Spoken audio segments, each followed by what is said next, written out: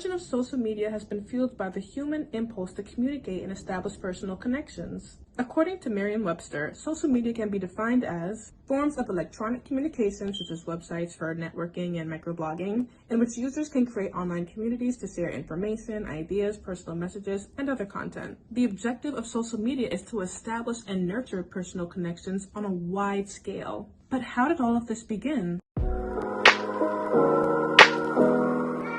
The birth of social media can be dated back to May 1844, when the first telegraph machine was invented and Samuel Morse sent a message from Baltimore to Washington, D.C. The rise of social media, however, emerged allowing scientists from renowned universities to interconnect, share software, hardware, all while sitting in the ease of their office. And a decade later, the first true social media platform was launched. Due to the high rise of faster and reliable internet, a new path was paved by services such as CompuServe, Prodigy, and America Online. These services introduced digital communication, allowing users to send messages via internet, online chatting sessions, and more. From 2005 to 2008 came one of the most popular social networks, MySpace. This is a free platform founded by Tom Anderson that allows users to create profiles that feature photos, interests, and the ability to link other people's profiles. It was mostly used as a place to meet new people and potential romance. However, membership soon began to quickly decline as its competitor, Facebook, came into play. Did you know that Facebook, a network that we are no stranger to, was originally launched in 2003 as FaceMash? FaceMash, developed by Mark Zuckerberg, was originally set up as a hot or not type of game for his fellow Harvard students. However, the site soon plummeted and was shut down by Harvard administration. Zuckerberg faced expulsion and was charged with breach of security, violating copyrights, and ultimately individuals' privacy. But Facebook as we know it today launched in 2004. With a slightly different name, the platform was still a bit familiar. The application had features in which you can upload a photo, share common interests, and link with other individuals. What was again originally intended for only Harvard students soon became a public platform in September 2006. And the growth from this? Exponential. We also have the infamous Twitter, home of hashtags, retweets, mentions, and more. Twitter's origins date back to 2006 when NYU student Jack Dorsey created a platform that allowed its users to send messages with groups of friends, almost like the idea of sending messages. The first version of this platform, TWTTR, was only used by his co-workers at Odeo. But once Twitter became available to the public, the website began seeing around 20,000 tweets per day, growing more and more every day. What people love about this app is not only because it's easy to share messages with friends, it became one of the easiest ways for companies and entrepreneurs to advertise and interact with their customers. And it didn't take long until television shows and businesses began promoting hashtags and encouraging their customers to include them in their tweets. One final platform that we are no stranger to is, you guessed it, Instagram. Instagram was a success right from the beginning. It was developed by Kevin Systrom and Mike Krieger in October 2010. Originally, a prototype of the app was called Bourbon, which allowed users to check in wherever they were on their mobile devices. They later realized that this app is pretty much similar to other established mobile apps. So, to remain unique, they decided to remove all features and focus solely on communication through images. Key features included uploading photos, commenting, and liking. The app was soon renamed to Instagram as users were sending a type of instant telegram. Instagram soon became the #1 photography app as it gained 100,000 users in a single week and soon 1 million users in only 2 months. It later went on to be bought by Facebook in 2021 for $1 billion, with now over 600 million users and still increasing. But all of these platforms have one thing in common: communication. Billions of people around the world have this innate desire to share information and make connections with others. This is truly a beautiful thing if we really try to establish meaningful relationships and even advance our own careers. With everything good also comes its disadvantages. Stay tuned to learn a little more about how social media is impacting our society today.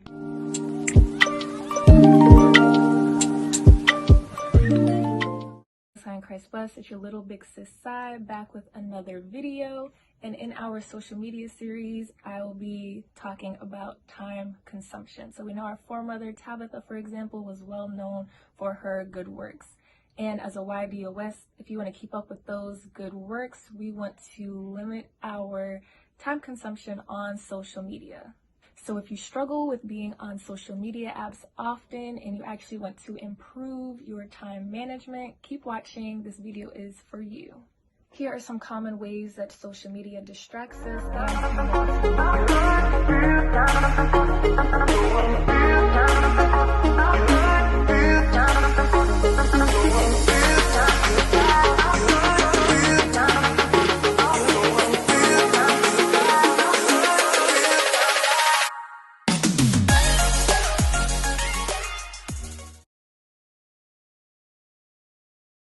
waking up and the first thing you check is social media. When you first wake up, you want to give thanks that the Most High gave each and every one of us another day in this captivity to get right and rehearse the righteous acts, because we know that tomorrow is not promised. So in the morning, you want to send up those morning prayers, y'all, not checking social media to see what you missed overnight.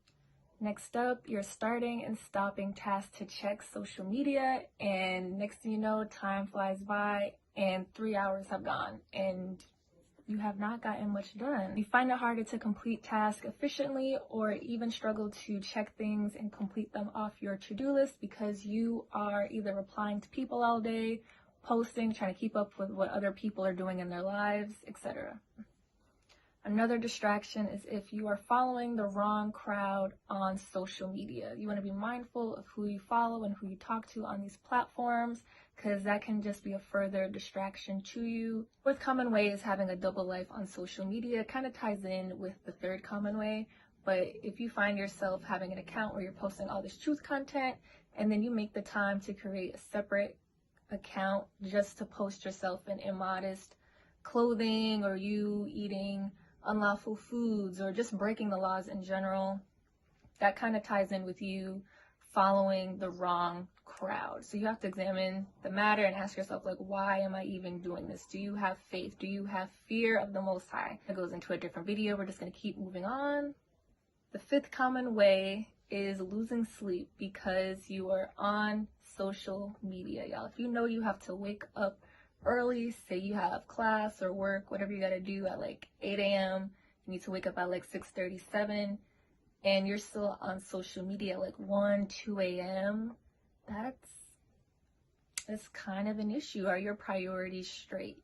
Are you going to wake up on time for work? Are you going to do a quality job for whatever offices you have in the body or at work or at school if you're up all night on social media? Did you send up those evening prayers? So now time for some solutions. I have a few quick, simple resolutions that can help all of you guys watching improve your time consumption on social media. Now it's just going to be a matter of actually applying. Up first, you want to identify your priorities. Once you know your priorities and they're in order, this will help you use or maximize your time more efficiently and be more productive. So for me, for example, I like to prioritize my family, my dad, mom, siblings, and then whenever we have company over, I guess, those are going to be like my second priorities. And then the different offices that I'm involved with within the body, those are my third priorities. So I like to have those three on a constant rotation throughout the week, every day. Those are my priorities. So once they're taken care of, then I'll do what I need to do. I also have like a time management document or spreadsheet. I'll post like a picture here somewhere, but basically I used it when I was in college. I'll probably use it again since I'm going right back to school. I will fill in the classes that I have each day because that time's already blocked out. So once you fill in your non-negotiables, like it's going to happen this day at this time, which you can't really maneuver with, you're going to put that in your schedule first, or your time management spreadsheet first. And then you're going to look at what free time you have left for the week. So then once you're looking at that, you're going to squeeze in the times available where you can complete the work for your particular offices that you're in within the body. You're also going to squeeze in time for where you're cooking dinner, or you're doing laundry, or self-care, or daily bread. Squeeze in different classes throughout the day. You're going to squeeze in those time slots as well. You'll find out you really do not have a lot of time because you're maximizing your time. You're doing more throughout the day instead of being on social media. Number 2 is to silence your social media notifications. So for me personally, my phone is typically on do not disturb. I am not getting phone calls or text messages. My phone's not blowing up. Typically, I will have designated contacts for people on my phone where I set them to favorites or emergency contacts. And even if my phone is on silent, their calls or text messages will always come through. I'm tired of being tired. Man, I done had enough. They treat me like a dog and it's rough. Can't wait until the Lord come for us, cause they gon' get it. Every day I'm praying for vengeance. I want them to feel 10 times worse than for social media, I have my notifications turned off for the most part. I'm not getting notified that somebody tagged me in a post, or they replied to my story, or they swiped up, they did this, they did that, because that's just a distraction and too many dings, or I gotta keep looking back at my phone, you know? Next up, we are going to set a timer for how long we are actually spending on social media. You want to be honest with yourself. So you may think that, oh, I only spend 20 minutes on social media. I don't know why I can't get so much done throughout the day. On Instagram, I don't know about other social media platforms. Instagram's the only one I use, but on Instagram, somewhere in your settings, there's like a daily average where it shows you how long you are on social media throughout the week, and it gives you like your daily average. So you may think you're online for like 20 minutes, but in reality, you are online for 2.5 hours. There's a problem. You gotta accept that reality, and there's a way you can set up controls. For me personally, on Instagram, I set my daily timer to an hour, and then once I reach that hour, Instagram will notify me like, hey, an hour has passed, it's time for you to get off. You can choose to ignore that alert and keep going on social media, but if you want to improve, you want to consider it and sign off of social media. You want to aim to reduce the time that you are spending online. So you want to choose whatever goal you have in mind, and then in the app, you can select how long you want to be on social media, and it'll notify you once that time has been reached. And the last tip that I have for you guys is to have an accountability partner. So some sisters may think that they got it unlocked, they don't need any further assistance, but it's okay if you do. So you want to have an accountability partner to help you stay on track with your duties. Have an accountability partner just to check in with you throughout the day. How are you doing on completing that said task? We should know that idleness teacheth much evil, right? So you want to compare the time that you are spending on social media to the time that you actually spend watching a class, studying those precepts, helping a sister out, or doing your chores. You find that you are on social media more than you are doing the others, it's a problem. I'm waving my imaginary red flag right now, okay? I forgot to mention also, on my phone I use an app called Reminder. You can use any app though. I think the iPhone comes with its own reminder app if I'm not mistaken. Based on the settings that I choose, the Reminder app is going to alert me that I have this task coming up. I can have it remind me every day that week until I check it off my to-do list. It gives you different options, like, do you want this to be a daily task up until a deadline? Do you want this to be a weekly task up into a certain deadline that you set? Do you want this to be a bi-weekly? It kind of gives you different options on how often you want to be reminded. It's really neat. I don't know. You guys should check it out. That's what I do. It helps me a lot. Play around with it. It also talks to like set different alarms. It'll be like, do it now. So I'm just like, oh, I got something to do. Let me get on top of it. That is all I have for this video today, you guys. Lord's will, you got something from it. Until next time, Shalom, Most High, and Christ bless.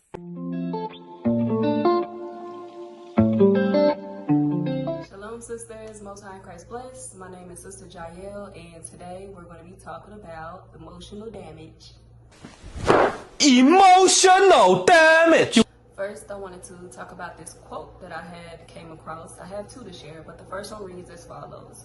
Never trust your tongue. When your heart is bitter, hush until you heal. And so the first thing that came to my mind when I seen that quote was Proverbs 18:21. And how the scripture talks about there is death and life in the power of the tongue. That is such a cut, because I know that especially with the sisters, we are more emotional driven than the man, right? And so when it comes to dealing with emotions, first and foremost, I want to say that it is okay to feel your emotions. It is totally okay. But when you realize that those toxic emotions are starting to arise, you want to, identify, take a step back, and process.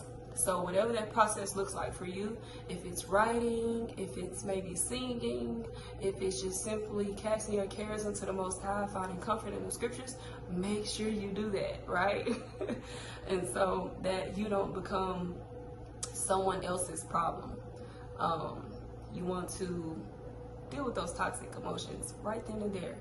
And so that was a really good quote that I came across. And another one that I had seen was by our wonderful Bishop Yawasop, and it reads as follows. Watch your thoughts, they become words. Watch your words, they become actions. Watch your actions, they become habits. Watch your habits, they become character. Watch your character, for it becomes your destiny.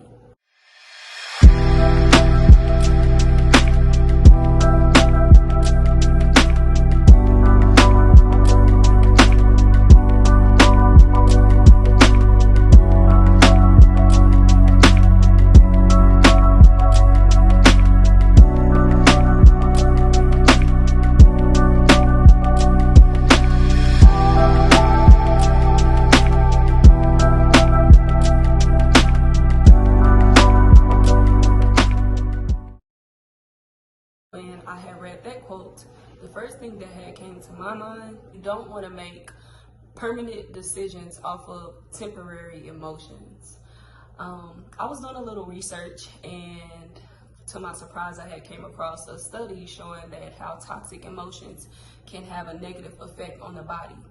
And when I was reading that study, and I will insert some here so you guys can see, that we have to find that comfort in the scriptures. And lastly, before I go, I wanted to throw out how the scripture talks about Galatians 5:22 through 23.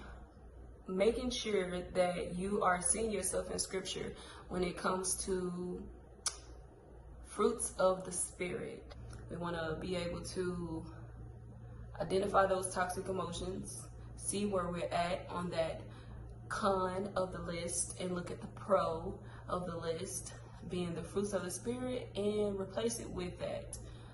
Something that is very important for us, if you're dealing with something and you may not have, that thing that you can go to help you recollect your thoughts, your emotions, and your spirit, do what the scripture says. Communicate often. Reach out to your senior sister so that you can maybe get some counsel if she's available, and help you with your problems. Have someone to talk to. It's okay to vent. It's okay to, like I said, feel those emotions, but just make sure you are handling those emotions the right way. I know that many of us come from different walks of life, and coming into the truth, especially as myself, having to unlearn a lot of toxic ways. All praises to the Most High for our leadership and our senior sisters that help us, young women, in this truth to be better. It's just to be better, right? All praises to the Most High. Let's give a round of applause for them. All right, sisters, so that is all that I have for you guys. I hope that this video was very informative and you were able to glean something from this video. Make sure you subscribe, hit that like button, and visit thedaughtersofsarah.com to learn more. Shalom.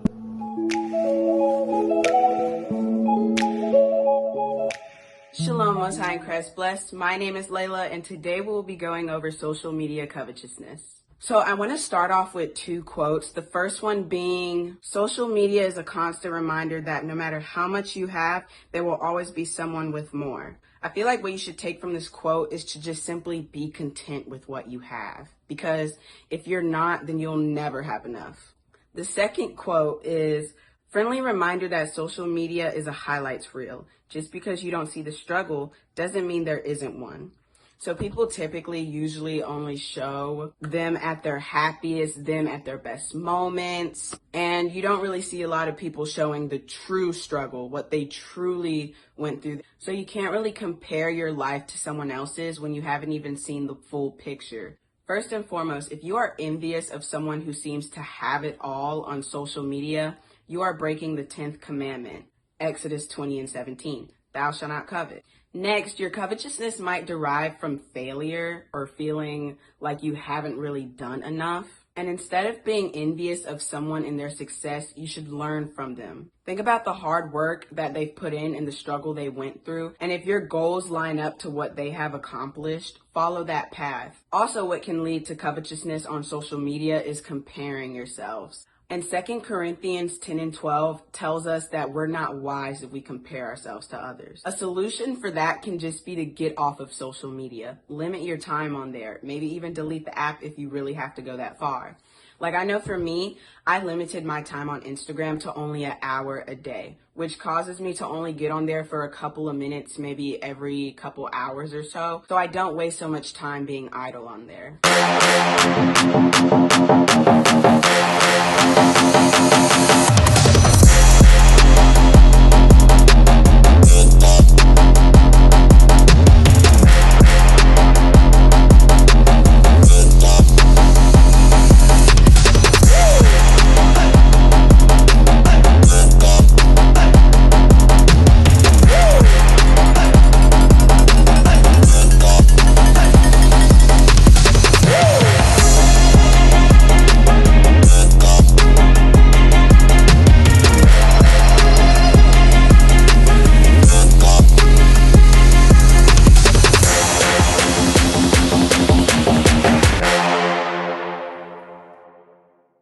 Another reason you might be feeling covetous when you get on social media is because you see models and public figures with what you deem have an acceptable body and you envy that. Instead of sitting there stewing in your jealousy, how about you try to get up and work out? 1 Timothy 4:8 tells us that it profits us, and have a healthy and balanced diet. You can mold your body and transform it into something you will admire. Just do it in a healthy manner. You might also be feeling covetous because you see somebody has a lot of attention on social media, or what a lot of people say, clout, and you want that too. A solution that might work for this is to only follow people that you personally know, and to only follow people that has the same hobbies and interests that you do. Don't only follow people because they have fame and attention. Also, like I said earlier, you could just simply get off of social media. Delete the app. Fast from it. Just like we fast and we stay away from food and water, stay away from social media. So that is a wrap for this video. I hope you guys gleaned something from this and take heed if you need to. So yeah, until next time, shalom. Shalom, y'all. Most High in Christ blessed. Sister Yudi here. Welcome to the Daughters of Sarah channel. Hope you're enjoying our social media series that we got going on right now. Welcome to part 5. In this video today, I'll be talking about the destruction that social media can bring to your mind, body, and spirit. So I have a little article here titled, "Kids as Young as 8 Are Using Social Media More Than Ever, Study Finds." This is from the New York Times. And it reads, the survey published by the nonprofit research organization Common Sense Media found that overall screen use among teens and tweens increased by 17% from 2019 to 2021, growing more rapidly than in the 4 years prior. On average, daily screen use went up among teens ages 8 to 12. Y'all know who y'all are. To 5 hours and 33 minutes from previously 4 hours and 44 minutes. And then for ages 13 to 18, y'all know who y'all are. 8 hours and 39 minutes from previously 7 hours and 22 minutes. I'm just gonna put that down. Kids even younger than 8 are watching screens all day as well. This goes for, whether you're using Instagram, Twitter, TikTok, on YouTube, Pinterest. We don't realize how much we're actually looking at our phones, looking at our screens throughout the day. And that brings me to my first point on how it can destroy the mind. First off, addiction. It's a psychological addiction. There's things that we don't really think about. We just have been doing it for so long, and ever since technology has been introduced to us, a lot of us have now a short attention span. We're very impatient. It's really hard for us to wait on things, to take time to do things. We want things quick, easy. Other things that they have set up is, it caters to that. Amazon, now you can get your package overnight, the very next day. And there's more things that they have that cater to that short attention span that they've set up. Like TikTok, for instance, it's full of short videos, 10-second videos that get straight to the point. So as you're scrolling and scrolling, each video is it's grabbing your attention. And it's only 10 seconds worth. You're good. You go to the next one. Ooh, something else that's just as good as the last one. Ooh, something else that's really good. And it's just 10 seconds. And you're thinking, oh, it's only 10-second video. I'm not spending that much time on here, but you've been on there for 2 hours and 30 minutes. So now we're going to get into how social media can destroy your body. So I have another article here that kind of goes into some of the effects that over screen use or over, use of social media can affect your body.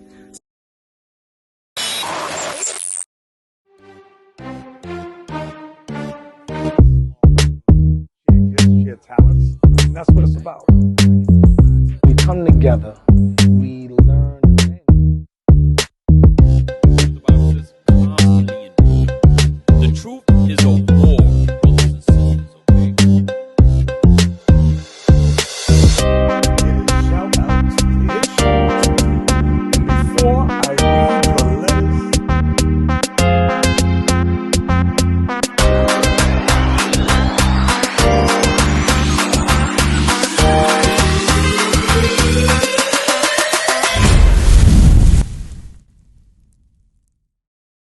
one of the things they have here is chronic neck and back pain. It says too much screen time can lead to poor posture, causing chronic neck, shoulder, and back pain.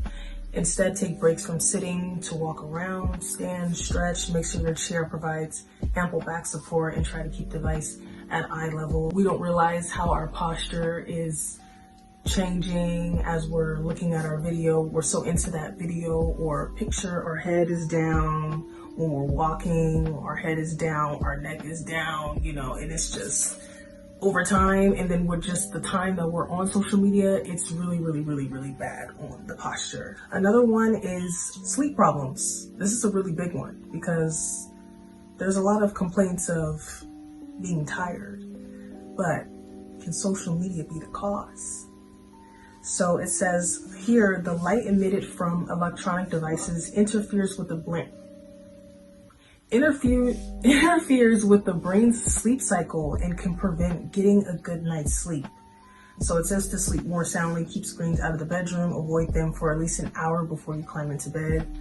Yeah, so there's also the blue light thing. If you don't know, like the blue light, orange light, I'm just going to briefly explain. So blue light is just a high energy visible light that can be seen by the human eyes. It produces a lot of energy. So you get a lot of it, it can be bad for your eyes, but it also has benefits for your eyes as well. For example, the sun is the biggest source of blue light. You don't look directly into the sun, you can ruin your eyes, right? You also can receive blue light from screens. So TVs, phones, laptops, etc. And I have some right here, blue light blockers, because our eyes don't really filter blue light like it does other colors.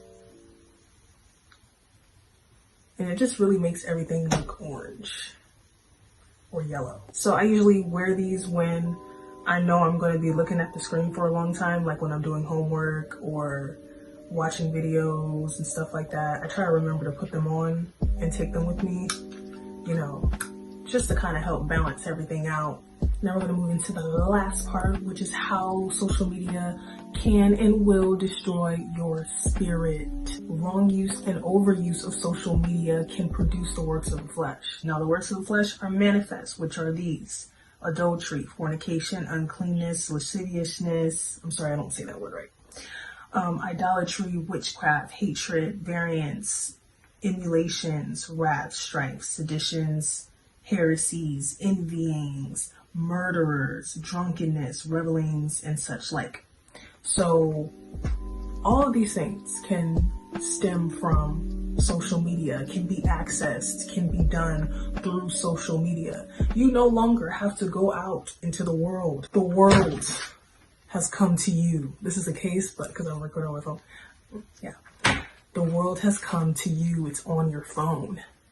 It's right here. It's in your room. It's in your house. It's when you go to work. It's when you're driving. It's always there. So we gotta be very careful. The outcome of the works of the flesh, if you keep reading in 21, Galatians 5 and 21, I'm going to continue where I left off here. Of the which I tell you before, as I have told you in time past, that they which do such things shall not inherit the kingdom of God. So we need to make sure that we keep those fruits of the Spirit and show the fruits of the Spirit also on social media. If you found any of this to be you in any kind of way, if you're struggling with social media addiction, IUIC Tuesday Night Redemption, it's on the IUIC in the Classroom 2 channel. It's called The Negative Effects of Social Media. That was one of the videos that I watched when I was researching to make this video. For the research, I really was cutting myself a lot with all of these things that I found that stem from social media and overuse of social media, and we got some work to do. The solution to all of this would be to self-examine, reevaluate your social media page. I've re-looked at mine. Is there any unnecessary posts, pictures that I have on there, things that don't really align with my walk, my faith? Moral of the story is social media can and will destroy you. It will cause you to sin, and we know Romans 6 and 23, wages of sin is death. Take heed. I hope you gleaned something from this video. I hope it wasn't too long. Shalom. Make sure you go check out my other sisters' videos, the effects of social media. They really go more into depth on covetousness and time consumption and things like that. So make sure you go check those out. And with that, I say shalom to y'all. Most High Christ bless. Oh, but first behold in your